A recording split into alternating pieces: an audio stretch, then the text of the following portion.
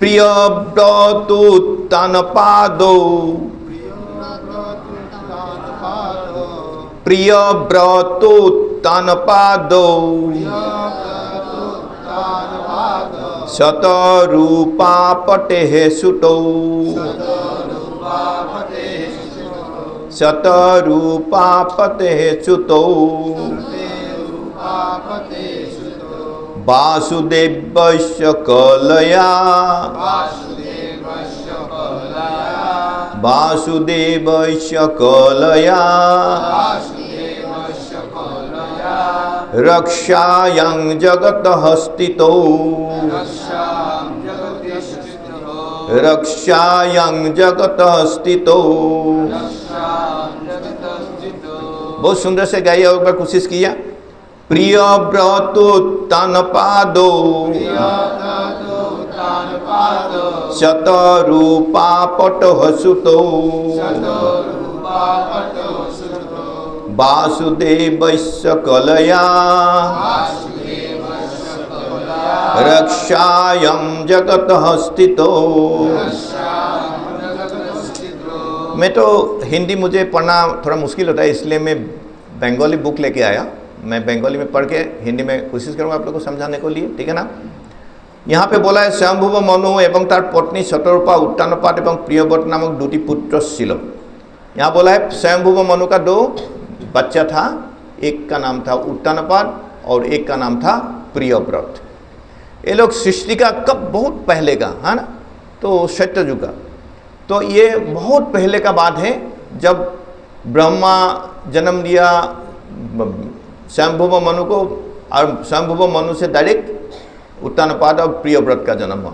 और हम लोग अब तक कितना परंपरा में लंबा लाइन पे लगा हुआ है ना, तो हम भी उस लोग का वंश में हूँ, लेकिन कितना जन्म कितना मेरा पापा का पापा कितना हो सकता है, लेकिन ये थोड़ा भगवान का करीब थे, ब्रह्मा का करीब थे। जेहेतु तारा उभय छिलेन भगवान वासुदेवेर अंशेर वंशधर, ताई तारा ब्रह्मांड शासन करते, प्रजाদের पालन और रक्षा करते अत्यंत समर्थ छिलेन। यहाँ बोला भगवान का अंश का वंशधर, माने भगवान से करीब है, जुड़े हुए हैं, तो भगवान का वंश में आया। तो क्या हुआ, तो इसलिए वो लोग प्रजा पालन करते हुए बहुत निपुण थे। हाँ, बहुत निपुण थे, खूब सुंदर से प्रजा को पालन किया था और ब्रह्मांड शासन भी बहुत सुंदर से किया था। तो यहाँ पे महाराज उत्तानपाद, जिसका बेटा का नाम था बहुत विख्यात ध्रुव महाराज, भगवान का परम भक्त ध्रुव महाराज का पिता था उत्तानपाद। और उत्तानपाद का पूरा ब्रह्मांड का राजा था उस समय। हम लोग का ऐसा छोटा मोटा एक देश का राजा नहीं, आसाम इंडिया ऐसा नहीं, पूरा ब्रह्मांड का राजा था। यहाँ पे जैसे लिखा हुआ है, ठीक है ना। तो कितना बड़ा राजा हो सकता है, इतना बड़ा राजा। उसका 2 पत्नी था राजा का। पहला ज़माना में ऐसा था ना, पत्नी 2-3 कोई भी हो सकता है। राजा लोग को ये अनुमति थे कि शादी कर सकते हैं रानी, हाँ, बच्चा पैदा करने के लिए और कुछ उस कारण में जो भी है। तो उत्तानपाद का 2 रानी थे। बड़ा रानी का नाम थे सुनीति, छोटा रानी का नाम था चुरुसी। तो बड़ा जो रानी थे सुनीति, उसी का एकमात्र लोटा बेटा था ध्रुव, ठीक है ना। बड़ा रानी सुनीति का बेटा है ना। और छोटा जो रानी थे चुरुसी, उसका भी एक बेटे थे, उस बेटा का नाम था उत्तम, ठीक है ना। अभी क्या हुआ, एक दिन दोनों बच्चा जन्म हुआ उसी राज परिवार में और धीरे धीरे बड़ा होने लगा। और जैसे ध्रुव महाराज अभी करीब 5 साल का हो गया, तो एक दिन का घटना है जिस दिन ध्रुव महाराज ने देखा अपना जो पिता है वो कौन है, ब्रह्मांड का राजा है उत्तानपाद। उत्तानपाद का गोद में यहाँ पे उत्तम बैठा हुआ है। कौन था, उसका छोटेली माँ का बेटा। उत्तम बैठे हुए हैं। तो ये लोग तो बच्चा है ना, बच्चा को तो एक मेरा भाई मेरा पापा का सामने बैठे हैं, साथ गोद में बैठे, तो बच्चा को तो यार इच्छा होता है ना, चलो मैं भी चलूँ, बैठूँ एक साथ। हाँ, तो उसका भी मन में आया प्रहलाद को, ध्रुव को, और ध्रुव फिर उधर जाने लगा। तो आगे महाराज का करीब वो पहुँच गया। उस समय वहाँ पे थे छोटेली माँ छुरुसी, सुनीति वहाँ पे नहीं थे, ध्रुव महाराज का माँ वहाँ पे नहीं थे, था उत्तम का माँ। हाँ, तो सुरुचि वहाँ पे थे।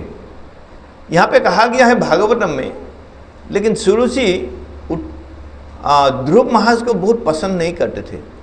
लेकिन ऐसे तो ध्रुव महाराज बहुत अच्छे लड़का था, लेकिन उसको पसंद क्यों नहीं किया था, उसका कारण यही है, सबको मालूम है, जब राजा का बड़ा रानी का बड़ा बेटा होते हैं, वो स्वाभाविक रूप से भविष्य में राजा बनते हैं। तो बड़ा रानी तो सुनीति है, सुनीति का बेटा तो ध्रुव है, तो नेचुरली स्वाभाविक रूप से फ्यूचर वही उत्तन पर राजा का सिंहासन ध्रुव को ही मिलेगा। तो इसी कारण संभवत और चुरुसी का पसंद नहीं थे, वो ईर्ष्यालु थे, वो हिंसा करते थे, ईर्ष्यालु थे, और ईर्ष्यापरन, और उसका बहुत गर्व था, अहंकार था। अहंकार किस लिए? चुरुसी का मालूम है कि राजा उसको बहुत पसंद करते हैं। चुरुसी का बहुत सुंदर टेक्निक आए थे, कैसे राजा को बहुत सुंदर से सर्विस कर सकते हैं, राजा को मोहित कर सकते हैं। तो चुरुसी बहुत सुंदर से राजा को सेवा करते थे, और राजा उसको इसलिए बहुत पसंद करते थे, बहुत सुंदर भी थे चुरुसी। तो चुरुसी को लगा, अगर राजा उसका बड़ा जो रानी है उसको अगर एक्सेप्ट ही नहीं किया रानी का हिसाब से, तो रानी तो मैं ही हूँ, मैं हूँ रानी, क्योंकि राजा मुझे ही रानी मान के चला अब तक। हाँ, महारानी मुझे ही मान के रखा। तो चुरुसी का ये अहंकार था।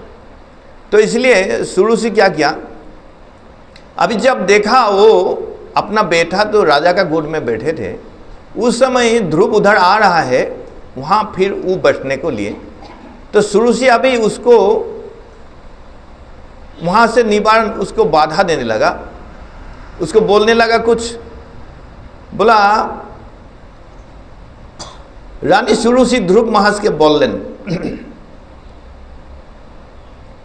यहाँ चुरुसी बोला था जो, वो ऐसे बोला है कि जैसे राजा भी सुने, क्योंकि चुरुसी को मालूम था कि राजा सुनेगा तो राजा को मालूम होगा अब मुझे क्या करना है, इसलिए राजा को सुनाया, और राजा को ऐसे ही बसीभूत करके रखा, और राजा भी चुरुसी को ही सुनते थे।